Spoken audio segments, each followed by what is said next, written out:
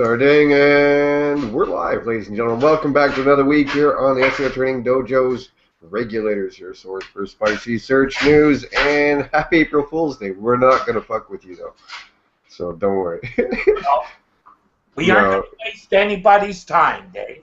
Yeah, we established the other day in the chat room that really this stuff is just, it's bad enough, I guess, in our industry that most shit you read on a normal basis you have to question. Today it's just, doubly bad. Yeah. Well, I came to the conclusion that people think it's, the thing to do to even post it before April 1st. I think I'll just stop reading March 1st. No, March 3rd, 25th or so maybe. Just stop reading anything. Yeah. On an upside, this would be a great day to publish Schmoz's ranking factors. Apropos. Yeah, that might actually make some sense. I guess the only one that we... They have some tool for finding bad links. Yeah. I guess the only good one we ran across was the Matt Cutts joins frickin' Bill Hartzer's place, and I can't believe people fell for that. To be honest, I was like, "Are you kidding me?" Wow. To start with, Matt Cutts, doing SEO just makes no sense. He's got $1 billion in the bank, and like he's gonna start he's gonna start working for the enemy. Yeah, okay. Well, for me, it was partly who wrote it too. Like, you have respect for people, and then they blow it, right? That's what happened there. Like, it's bad enough he used to send me, uninteresting invites to follow useless pages on Facebook. Now he's wasting my time, with this stuff. You tend to just say, this guy ain't worth paying any attention to anymore. Yeah, again, I don't mind a prank here and there, but to me personally, that just, I don't know. I just, as soon as I fucking, again, I've talked to Matt enough times over the years that as soon as I read it, I was like, no. And then you get to the part where it says, what's that? How many of us have that relationship and are wondering what it's doing? Like, it played right into the industry's thing, which again, and maybe I'm pissed because it duped me, because I just don't, I see something by a reputable person. I don't think that I should have to run it through the fucking bullshit filter, right? That shouldn't be the thing at the top of my fucking list. That's why I don't read many places. Yeah, it was all just bogus. All right, well, let's just get on with something more interesting and realistic. And I'm sorry, folks, we're not going to be pranking you today, folks. I'm sorry for you playful people out there that we're hoping we would, but no, we're not. Yes, we're just bigger than wasting people's time, because that's what every one of these pranks is a waste of time. I want my life back. Yeah. Back. Invoice Bill. Invoice him. You owe me. Okay, where should we start? I guess we'll do the mobile thing. Why not? All right. Larger than panda or penguin. And it makes sense, Dave. When you see the stuff that they're calling mobile unfriendly, right? Let's say the comparable would be for Google to say, we're going to remove you from the desktop index because you scroll horizontally. Every site that I got a message from them for the unfriendly to mobile, basically, they're going to leave it out of the index. It was for horizontal scrolling. It's ridiculous. It's Google just fucking with us again, trying to tell us how we should be building our websites. As opposed to adapting their technology to deal with it. Or, let the bad pages pay the price for bad user. Yeah, well, that's it. Still bring the result back. But if you're behavior metrics go down, then maybe you want to fix it. You know, it's one thing, Dave, to kind of, you know, put a dampener on those pages. It's another to say, well, we just aren't going to list you at all. Because, for instance, no shopping cart out there can pass that test. I've yet to see one. I'd be surprised an out-of-the-box cart passes that test. I know open cart isn't even close. You would need a pretty extensive edit of the CSS in order to make it mobile friendly, I'm pretty sure. Hey, Tanya, does OpenCart do mobile well? Oh, she's out of see, I can't even look out for help. She's in the other room. All the Again, but I think it's doable. I think it's important, and regardless, you know, at the end of the fucking day, regardless of what we think of Google, they're going to do what the fuck they want. So I think you got to do it. Like, but you got to, you know, I was telling you before the show. I talked to a client this morning, and they were talking about it, and I was like, they're redeveloping their site. Should we do a mobile version? I was like, yeah. Or make sure that you're responsive. Design. Yeah, well, these guys say it's custom CMS, like they're, you know what I mean? It's all custom CMS. So in this instance, yeah, they want to spend a lot of time on the mobile stuff, and you can do it all with CSS. I'm pretty sure. Just I'm not a fan of the CSS, as you know. I typically hire people to do that work. Yeah, likewise. But yeah, I think it's supposed to be bigger than Pen and Penguin. Oh my God, what in the hell is that? Well, think about it. The messages I got back, right? The one site that you and I did a cart for, not one page passed on OpenCart. That was an open cart out of the box. How many of those sites are there out there? So I guess the lesson is that responsive doesn't always mean responsive? Well, here's the other thing. Almost every website I saw, right, that I got these messages for, the other thing it was caught for, if you have a link, right, that's only 5 or 6 letters in your navigation, you get cited for that. Because it's smaller than the finger. So every link has to have basically a div around it with 46, I believe it's 46 pixels. Right, yeah. Yeah, and a lot of the problems that I saw was where you set often in a design, you'll set a div width, for instance. You say width equals X, right? That causes problems. You have to actually shout out to Thomas, member of the dojo, Thomas Fjorside. He showed me you have to use, to get these things to work properly, you can't use hard values in CSS like you would with a table.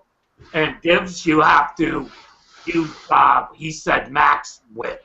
You can't make it a hard number. Right? No, you got to use percentages. You got to use to adapt to the screen. Or max width is another way to do it. Right? Yeah. So it just adjusts to the resolution in question. Right. It allows that width to degrade. So it's not going to be a tough fix, but the fucking CSS that's in this one site I'm doing is like 6 scrolls down. You know. Oh, there's Steve. Hello, sorry. Steve Garrett, sir. Steam Driven Media. Welcome to the show. Great to have you. Glad I could squeeze you in. Hey, man. I'm not even touching that. No. Just like my pants. Glad I could squeeze into. And we'd like to welcome KY as our official sponsor. The state of Kentucky? Wait, what? yeah. That's what. Yeah. Exactly. So we were talking about, sorry, Steve. We were talking about Google's upcoming April 27th, Terry. Their mandatory mobile update. The day of doom. Day of doom. We Have you been don't. advising people to get on it, or? Oh, hell yeah. I mean, Yeah. well, what we're doing is we're looking at how much mobile traffic they currently have. Yeah, that's the And- first thing I've been doing was hitting analytics and seeing, it's cost v benefit, right? As always, right? So yeah, go and actually look at the analytics, see how much mobile traffic you're actually doing. As opposed And then the second thing we look at after that is social media traffic. Because if they have, most people do social media on their phone now. Right. So if they've got a lot of social media traffic, that's another reason they should have been doing mobile all along. And as a matter of fact, we migrated a client last month knowing that this was all coming. We used that as the reason to finally get them out of the dark ages. And their mobile conversions went up dramatically almost immediately. So very happy that Google is forced it. Oh, let me rephrase this. I'm not happy that Google has the ability to make these kinds of calls for the entire internet. well, they don't. Only for people that want to be in Google. But sometimes the end result actually is a net benefit for the client. So, because they don't always listen to us when we say you really should redesign your website to be more mobile friendly. All they see is it's going to cost $500 or $1,000 or $2,000. Yeah, I'm with you there. Once you tell them that Google's not going to like them anymore, they listen. So, Yeah. Well, as I understand it, pages that don't pass their test just aren't going to be included in the index. Is that true? I don't know. That's as I understand it. That's what it is. If that's the case, well, we've always had that speed dampener, like the site load speed dampener, Terry, that was basically aimed at mobile.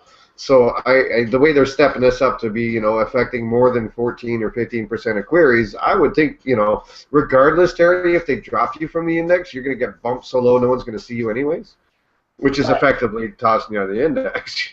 So. right. So if you're in the top 10, you now may be in the top 50. And, yeah, because, right. I don't know. Has anyone ever verified that they actually do have these minus 30 and minus 50 penalties that they can do? I always thought that was hokey, but anyone, either of you believe? I put those types of things in the same category as sandbox. Is that there are things that have an effect that appear like right. a negative 60 or a negative 30, or you're in the sandbox. It's just, it's one of them cause and effect kind of issues. Right, you can't really prove the cause or the effect. You just see it. Well, no, because Terry, one of the worst places for that was Webmaster World or whatever it is, the forums. It'd be the minus 60, the minus 90, the minus 20, the minus. It was like the fucking numbers were everywhere. So right there, I knew it was like Steve said, it's a sandbox. There is an effect that's happening, but there's no hard set number. It's just a dampener that's bumping you down. You know what I mean? And the problem with saying that, it's like, well, okay, if they minus 90 the top 25 websites, it's not really a minus 90 now; it's a minus 65 because you went down to 90, and then they kept dropping people below you, and you rose back up. That's not quite how it works. So. Well, it's a mathematical possibility, Steve. Y'all can't get a minus 90. You're just clusterfucks. Yeah. How about, Steve, did you do any kind of checking on metrics on the size of buttons and stuff? Because I know we had talked about it in the past as far as mobile design and how you kind of thought that you need to use those bigger buttons to make it work. So, well, part of clearing the mobile threshold for Google is having a certain amount of space around the buttons. And so what we've gone ahead and done is the real important call to action buttons, the one that we really want you to click this. We've kind of gone overboard on those. okay. So, if we want you to fill out a form or sign up for something, those buttons tend to be pretty in your face. You know, a solid contrast in color, a much larger size with a bigger border around it, so it's really obvious. Everything short of little arrows pointing to it saying click this now. Yeah, one thing that I did notice is that when I ran some sites through their test, it when you went through the part that kind of said, now here's the problem, they specified, I can't remember positively, but the number was these links have to be at least 42 pixels wide, I think it's 38. 46. It's either 42 or 46 pixels, the width of any links around any links. So there's definitely a minimum number, which makes drop-down menus a real pain in the ass. Well, how about a number of links in contacts? Exactly. A big block of text with a bunch of links in it. On the other side of this, you would think that if they have a rule for mobile that says buttons need to have 38 pixels of border around them, that the little X to close an ad on a page should be much bigger and much easier to click. Because trying to click that little teeny tiny X mostly clicks the ad. I'm definitely going to put that in. That's the other side of do as I say, not as I do. Well, speaking of April Fools, our fucking comments are, sorry, our Q&A is a little heated at the moment. Uh-oh. Some character named Bill Slosky said, is Matt Cutts auto SEO an April Fool's Day prank, or is it based upon Google Deep Learning patented approach? I want Matt Cutts to release a WordPress plugin, Matt Cutts SEO plugin for WordPress. It doesn't have to actually do anything. I just want to see how many people install it. Oh. Or every time you put a link on it, it says, do you really want to do this? It has a nag, that every time you make a link, it says, are you sure you want to do this? Give me $1. Mr. Slosky goes on to say, does Yandex really have an advanced algorithm, like I heard people claiming at a meetup yesterday? I looked at the patents, and it seems stellar in its old-fashionedness. Bill, what are you? Bill's drinking today, I think. I'm going to assume that advanced algorithm is in comparison to, well, the ability of the people who are speaking.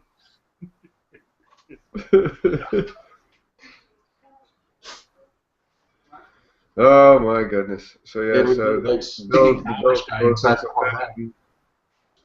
Steve Plunkett is out there somewhere. iPad and laptop, yes, which are mobile devices. Oh, he was talking about our mobile stuff. I don't know. Does Google classify a laptop as a mobile device, even though it is mobile? I don't think they do. I think it still would come under desktop. Wouldn't it depend on the connection, and they would know by the connection whether? I don't think so. I think it's device type, like, because you can look in Google Analytics at device types, and you'll see, phones, you'll see laptop. You'll see tablets and shit like that. So I would doubt it. I would venture a guess, because you're using an actual computing device with Windows 8 or whatever on it. I'm guessing that a laptop is still considered, even though it's something you can mobily wander around with. I'm pretty sure it's still coming through Analytics as a desktop, personally. Wouldn't it be operating system, really, to a degree? I'll bet you Plunkett knows. Tell him now we answered the question, and we've made ourselves look bad. He can give us the answer. Yeah, I'm sure yeah. No, I don't think so. Let's see. Frank Watson has posted, I'm not even clicking on this, but the URL is from Search Engine Watch, and it says, Matt Cutts, can you help a brother with a lap dance? Isn't that an older one? I'm pretty sure I remember that one somewhere.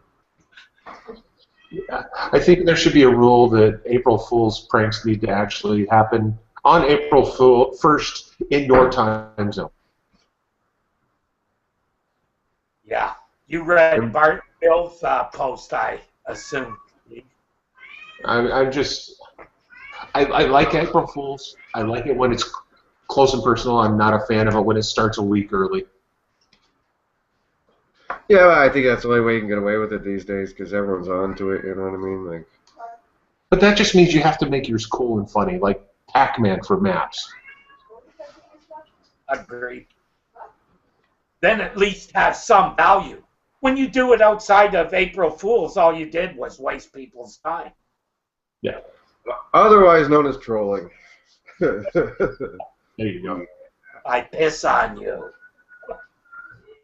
Terry, I guess next up would be the doorway pages thing. I think that's actually worth covering right now. Yeah. And I personally believe, as we spoke about, and I got shot down by the local folks, I think this is targeted at local search myself. I think even just doorway, I think that would be...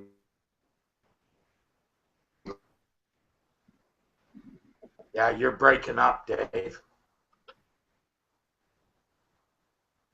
I think Dave may have checked out or something. Uh-oh. So what do you think of that, Steve? Because these days, not too many people use doorway pages. It's mainly a local strategy. I know. I wish they'd quit calling them doorway pages and start calling them orphan pages. Yes, that is an That's really what they are. Yes, agreed. They're pages that exist but don't have site navigation on them. They don't have privacy links. They don't have the normal website links around them. Well, you know why doorway pages were originally thought to be bad? Because the people implementing them even hid the links to them so the search engines would discover them. So, you know, it's the orphaned page is what makes the page a doorway page, not the fact that it may be, you know, a little lacking in the content value department and have another and a bunch of other panda-like issues. It still, to me, comes down to it's not in the regular navigation. It's not easy to find. That makes it a doorway page. Yeah. If they would just call them orphans, I think I would be a lot happier with it. Because in theory, every page on your website should be a doorway to the rest of your website, so it's not really a great name. Right. Well, basically the way we were taught to build sites was with a hub, right? They had a hub where all the pages were linked from. Still build sites like that because that's the only way the navigation is intuitive. Yeah. To an extent, yeah. Dave's running double screen on us. I swear to God, my internet works fine till I fucking get on these hangouts. Yeah, turn your bandwidth down a bit. Google seems to put some real strains on it if you have it wide open. All right, well, moving along. Anyway, so yeah, doorway pages, dude. I don't know. What, Steve? What constitutes a doorway page these days? Well, like we say, you know, something that doesn't have normal site navigation, doesn't have links to your privacy policies and terms of service and things like that. It's just a page floating out in the middle of nowhere, which isn't to say there isn't a use for them. They make great video sales pages for people selling those types of products using, you know, email or, you know, whatever. There's no need to link them because you're not worried about whether or not they rank in Google. That's not why they're there. If you're looking to do a page that you want to get, you know, double whammy out of, you're going to have to compromise somewhere. When doorway, I'm just curious what. I was just telling Steve when doorway pages began, the pages are actually orphaned and they put hidden links on the site so the user wouldn't see them, but Google would follow that hidden link into the doorway page. That's how most people got penalized for doorway pages in the old days. That was really the only thing that they penalized you for. It wasn't for the actual content. It was for the way they were finding it.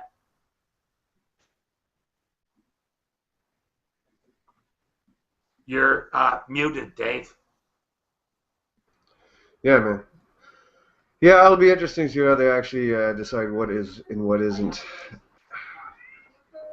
Yeah, ask yourself these questions.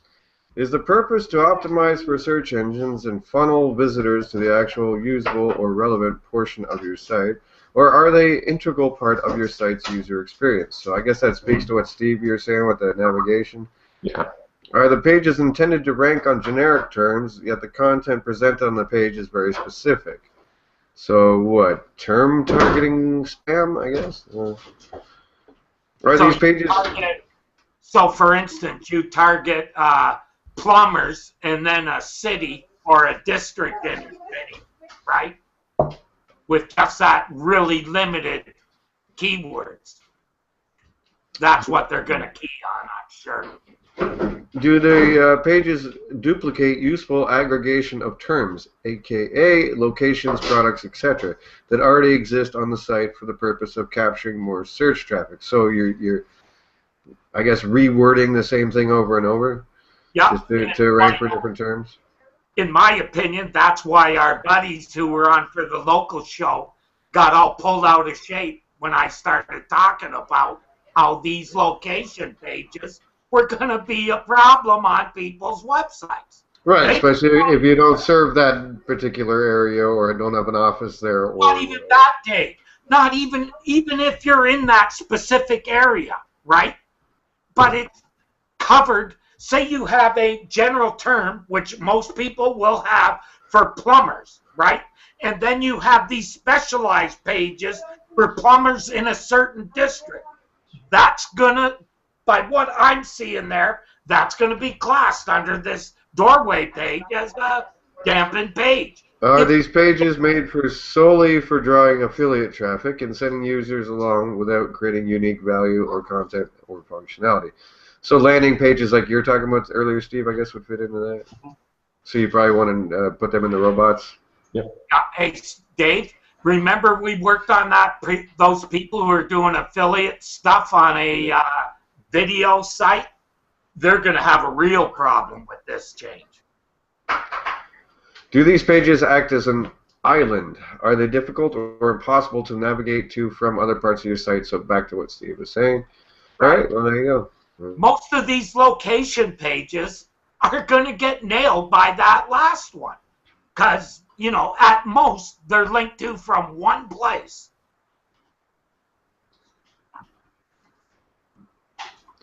And, you know, I can honestly... Go ahead, Swayman. Well, I have a bunch of location pages, but they're all linked to and in the navigation. In navigation, I have a hub page, right, where they all come from. So it's laid out so you can, like I actually want people to find these locations. All right, well, let's move along. Steve, what is going on with Lose Weight Fast? I'm going to go look here.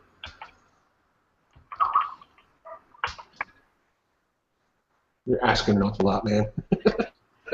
Hey, it's your fucking show note, dude. Yeah, but that was a show note from like at least more than 48 hours ago. Yeah, that's true.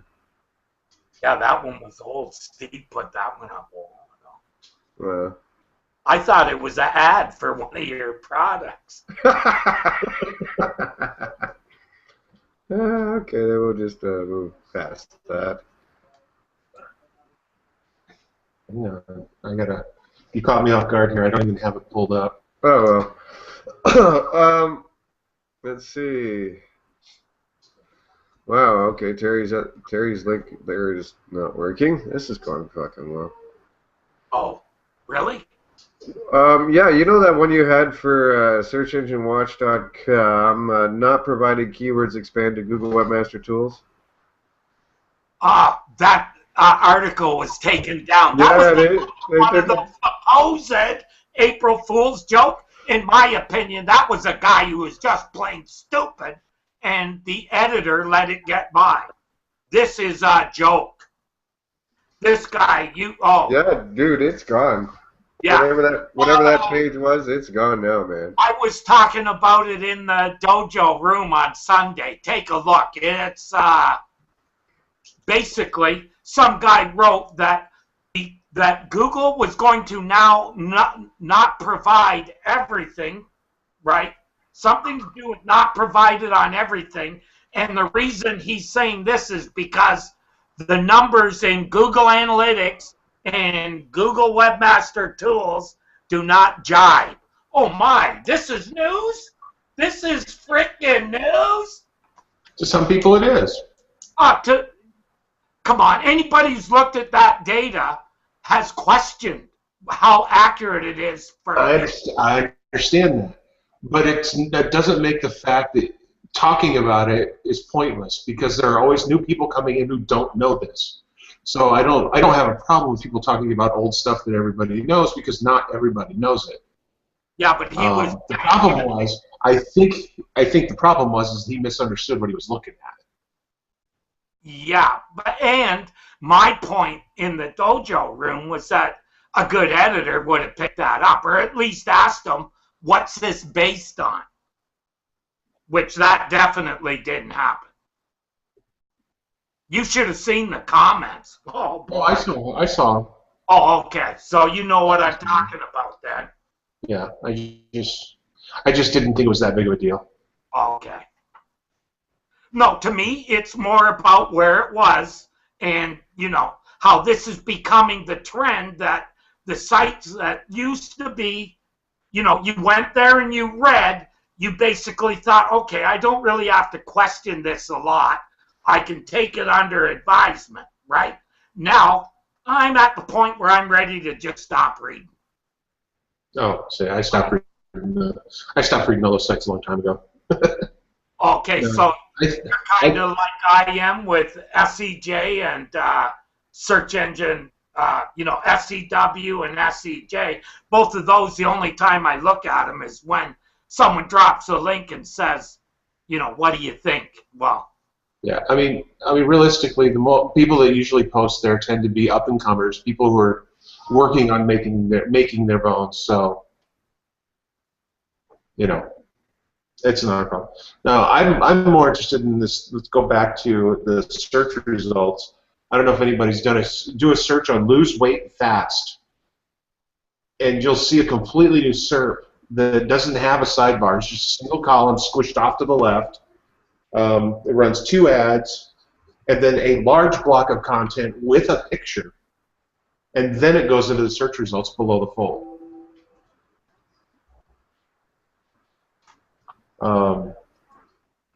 Lose weight fast, Steve?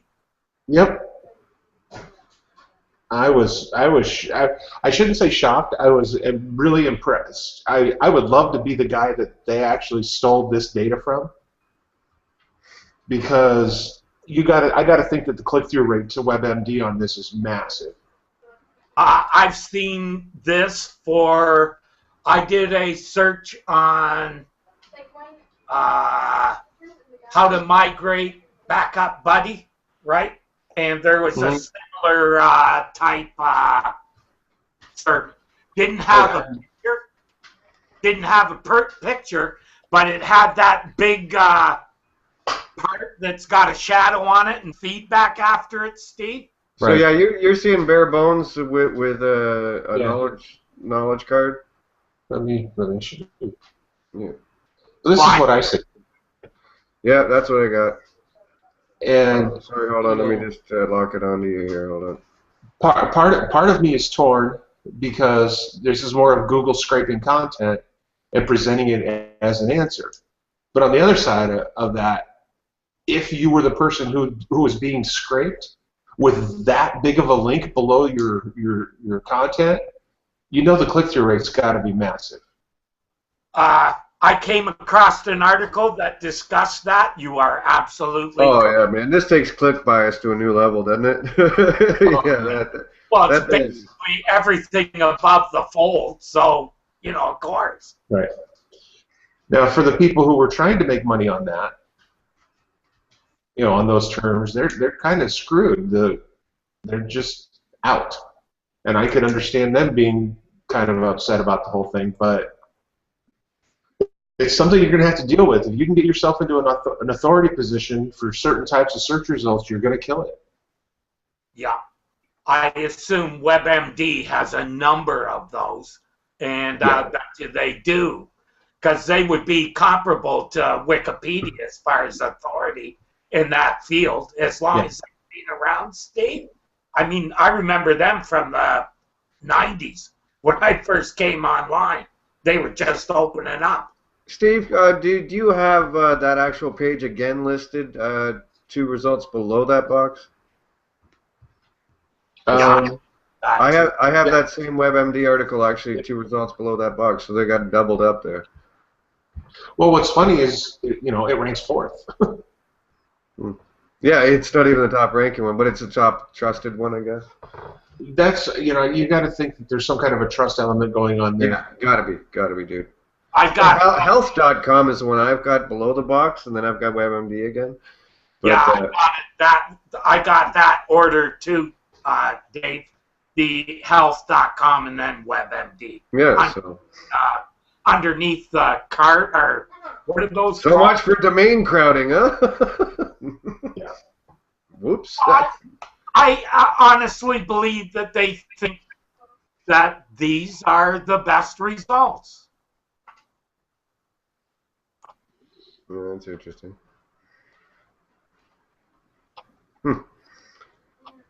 Yeah, you know what's kind of neat too?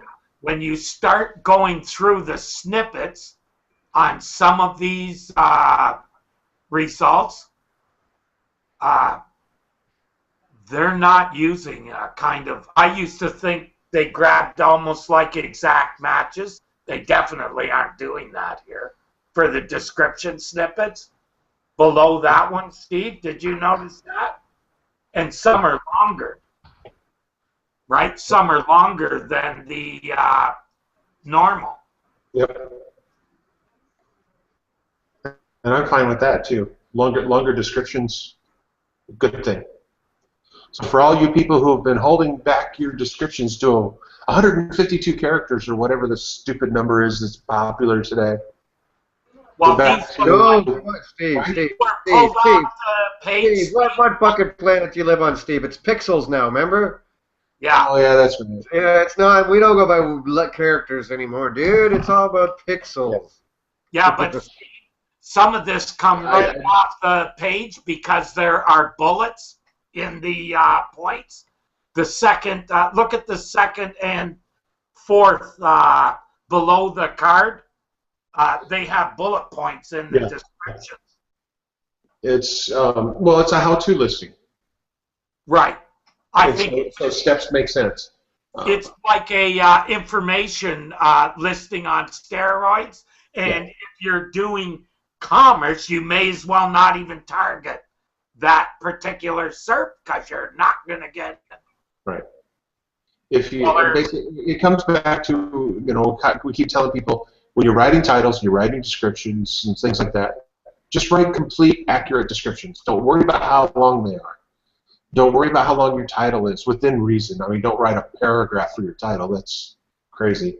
But be accurate, be descriptive, and the problems all solve themselves because if Google decides to change the way they present the SERPs, like this, you don't have to go back and redo your entire website because you wrote all your titles in 62 characters long, and now all of a sudden they accept 82 characters, or however many pixels it is.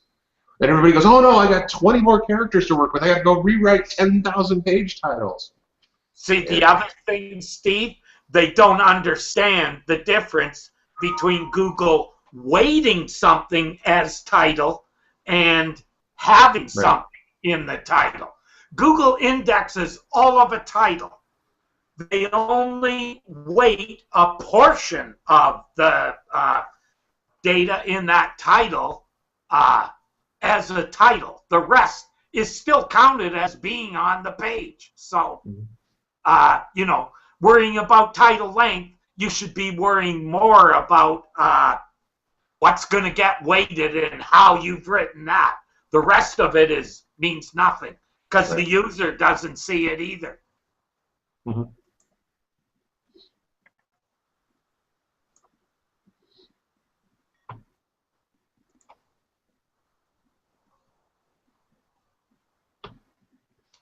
Dave's pounded through all our topics there.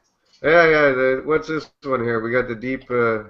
I think once again Steve's putting up his advertisements as posts. Huh? Oh, read right. Okay.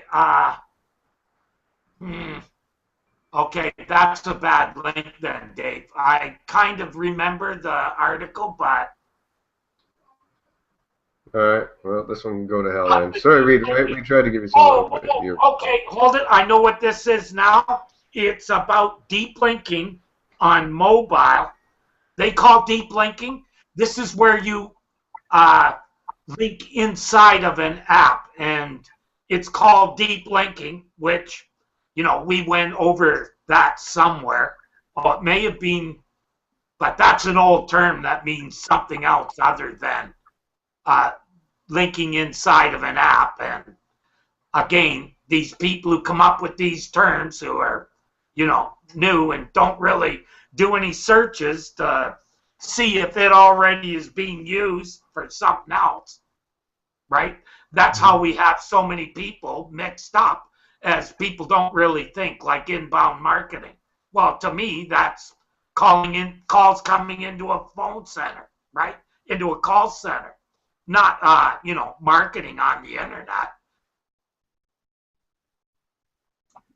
But it's about how this is changing and going to change the ad industry on mobile, right? Because now you'll be able to link from outside, inside to inside of an app. And Google is going to be indexing apps. So very new thing coming up. Mobile is, you know, I'm getting ready to start taking more interest in mobile development because I think it's going to become almost as important as you are way behind. You are way behind. We are way behind. I've got clients. Come on, this is 2008. It's the year of mobile. Like I said, I've got clients that are at 70% mobile now. So, yeah. So we've been aggressively pursuing mobile for a while now, in the right circumstances. Yeah, mine's more about getting an understanding of the technology, because I think what I've read so far is not as detailed as you actually need to be able to do things on the scale that we do them on the desktop. Know what I mean, Steve? Or I would have understood a long time ago that those small links were a problem from a UX standpoint. So I'm going to broaden my horizons a bit, I think. And I'm kind of unemployed, so kill two birds with one stone.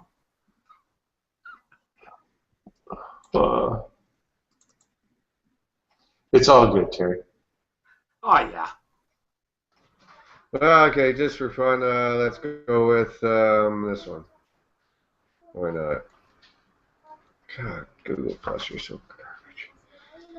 Google uses doorway pages to rank searches. Oh, Jesus. Really? Come on, buddy. Sponsored links? No fucking less. Like, people just don't understand. When you own it, you get to make the rules. That's the way it works. What are you telling me? That I can't get a McChicken at Wendy's? Yeah. Or Wendy's can't have a McChicken. You know, yeah, that's what I'm saying. I can't go to Wendy's and get a McChicken. Wow. Yeah, go figure, huh? It's these guys who trot out these stupid, basically saying, well, Google doesn't follow its own rules. Well, of course not. Neither does the government or anyone else who actually gets to make the rules. Where you been? Yeah, like that's life. That's the way it works. To expect differently is I don't know. I just don't get it. Yeah. All these newcomers, you know, okay, that sounds bad, but you know, you don't hear people who've been around this industry a long time, well, other than guys who are trying to make headlines, talk about Google in that way, holding them to a standard, right? Not really, not on stuff like this. Maybe on ethical stuff like, you know, stealing our content and making it so nobody clicks through. Well, that's a little annoying, but they've made that plan. That's been out there a long time. That's not new. That's well, yeah, and I just don't have the expectations of anything, you know, being fair or being, you know, white, and I don't have those expectations, so shit like that doesn't surprise me. It's not like, okay. You know, Steve, it's like every time they make a new incursion into insurance or whatever bloody areas they want to, do I agree with it? No. But am I surprised? Certainly not. Like, where you been? That's what they do. Standard operating procedure, man. They have learned well from Microsoft, that is for sure. Definitely. Yeah. Back when Google first showed up, they were the evil empire, Microsoft. Now, I don't know. You might have some competition there, Microsoft. Yeah. But again, I have a hard time putting, you know, human characteristics on business. You know, you can do that about the guy who's running the place. You could say Sergey is evil because he's the one who owns the company and is probably doing this stuff. Or he's the one responsible because that's the way it works. But saying that Google itself is evil, fuck. You know, like... Have they ever read a spec of corporate law in the States? It's their fucking mandate to maximize profit so they can get sued by their fucking shareholders. Hello. Right. And a corporation in the States is a person, by the way. So. Oh, is it? No. Yeah. Is that not the way it works these days? Well, for many decades, no, okay. Steve, that a corporation is actually an individual person. Okay. Yeah, for the most part. What I want to reiterate then is that a corporation can't make ethical judgments like a person, because all they do is say, is it legal? Are we going to make money? And, you know, can I live with doing this? That's basically what it comes down to.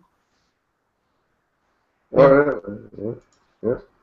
Again, they are legally mandated to maximize profits, or they can get sued by the shareholders, and that's, I think, where it all starts to go wrong, at least on that level. Ask all the banks or shareholders. Yeah, but there are companies out there that are going upstream against that by saying, you know, we're going to be doing these things, and if you don't approve of us spending money like this, then you need to not invest in us. Right. Yeah.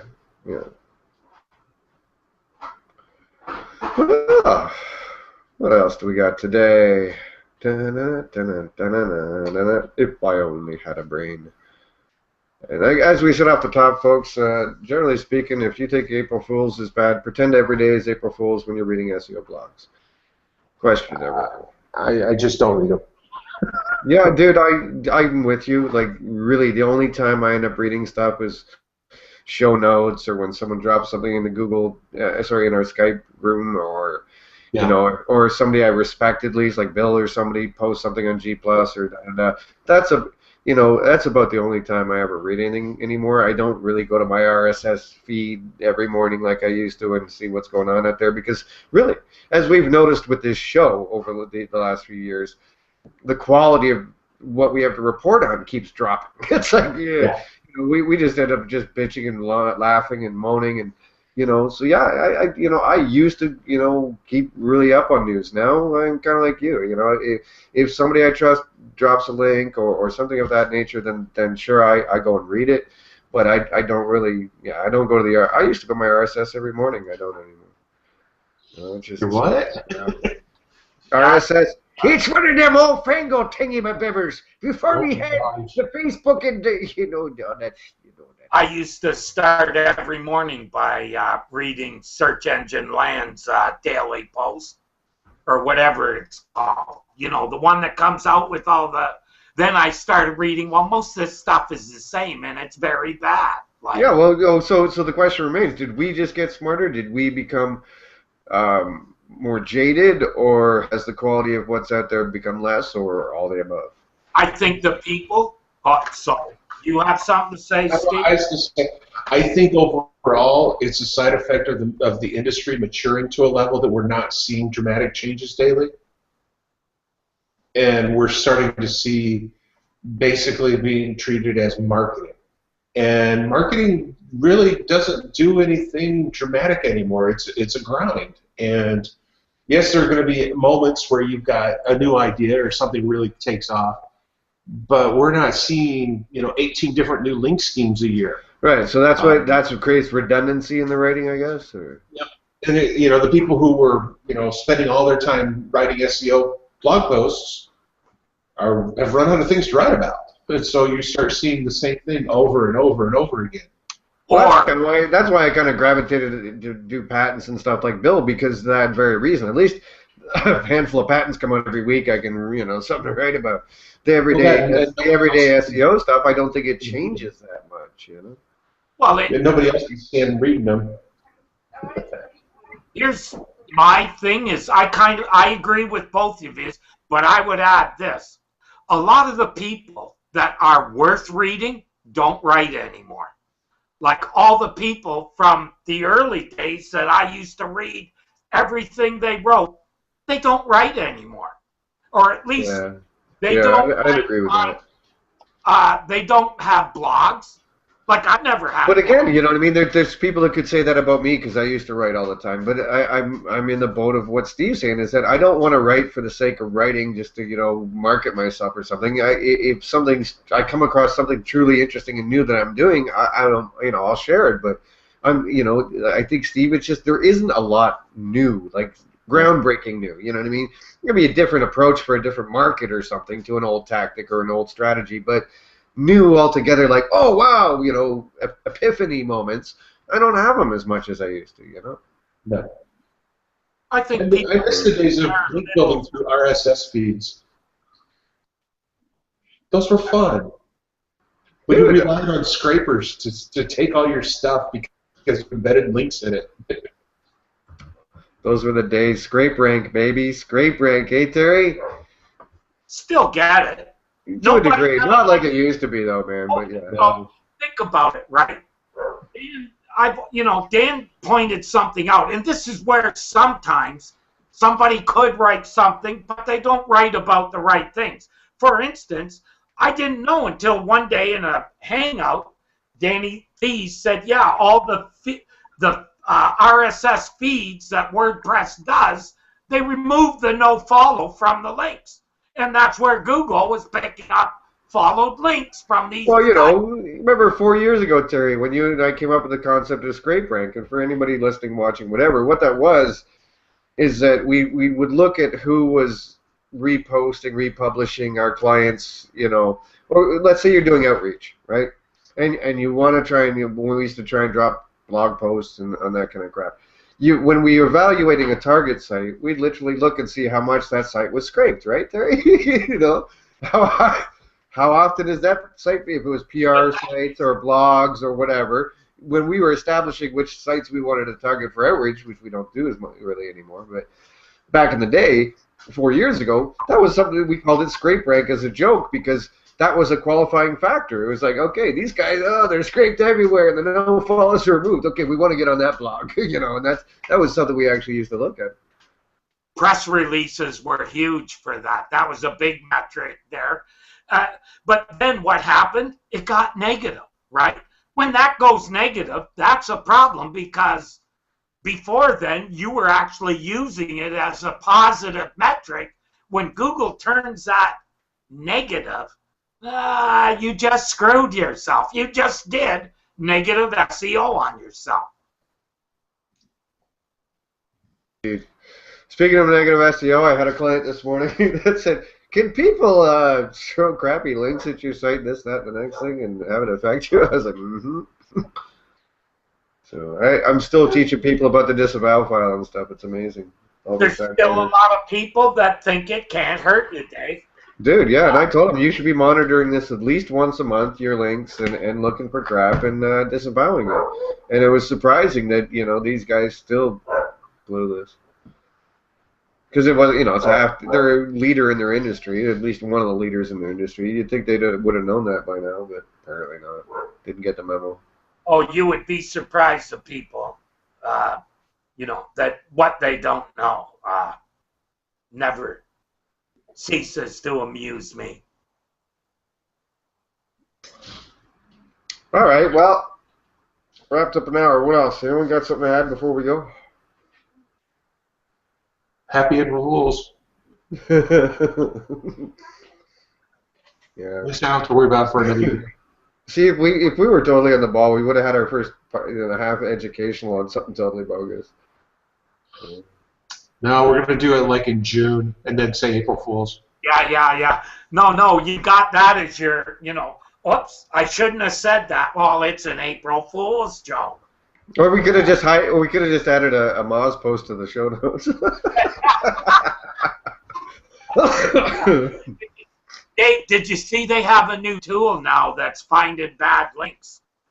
They're going that space, are they? Oh, God. Oh, yeah. Now, is it an API from someone else, or is it their own, or? Oh, it's their own. Oh. As far as I know. Score. I'm sorry, Steve, what'd you say? It's the new spam score. Oh, okay. Oh, so they're scoring it too, eh? Oh, so it's like Domain Authority and these other scoring metrics. It's a spam score. Yeah. I haven't looked at it very closely yet. It's on a strange scale of like 1 to 17, which I don't understand, but. Let's say I have 17. What a wonderful number. Why? What the fuck is that? Because they found strong correlations with 17 unique factors they call spam flags. correlation. Oh, we love that. That's our Programs favorite. built on correlation. Oh, boy. Boy, howdy, they're onto something there, Steve. All right, we got to start a Blackboard Friday thing. Yeah, ours will be I black. have a huge wall that we can work with. Ah, see? Perfect. No, actually, we should do a Blackboard Monday, because whatever comes out on Friday in the Moz, we'll just beat the shit out of it on Monday. Hey, Steve, you can actually buy whiteboard paint, right? And paint it right on the wall there. Kill two birds with one stone.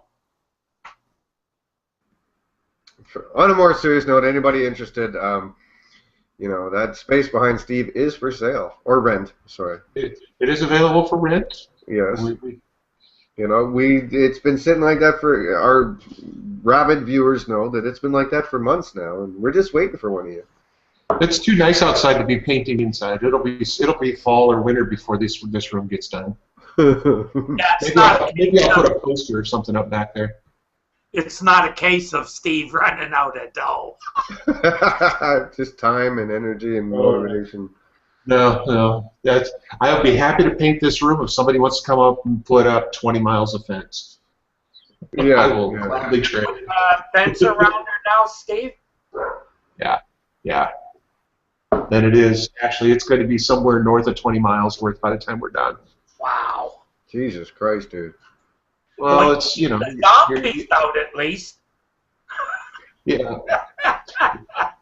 By the time you start cross-fencing and all that other stuff, it adds up quick. Well, there we go. Another week down. Yep. Terry used to say, fooled him for another week. Happy April Fools, folks. Sorry we couldn't do much better for you, but we just don't roll like that, so hey, happy days. Gentlemen, got any speaking engagements coming in? No, I'm so used to the other show, Terry. It's like, no, we don't do anything. We just come here every week. Well, people should check out the good local show that we did. Last week, yeah, we're on a hell of a local show. Those of you missed it, YouTube/SEO Training Dojo. We had Mike Blumenthal, Andrew Shotland, and Darren Shaw. It was a really good show, actually. Yeah, that was a really good show. Really good show. Really. There you go. That's all I got. All right, guys. Until next time, and folks listening on our podcast, and those of you watching, thank you as always, gentlemen. Until next time. Have a good week, everyone.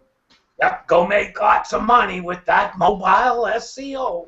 And those doorway pages. Yeah, get your door. Before it's too late, make your dough now, boys.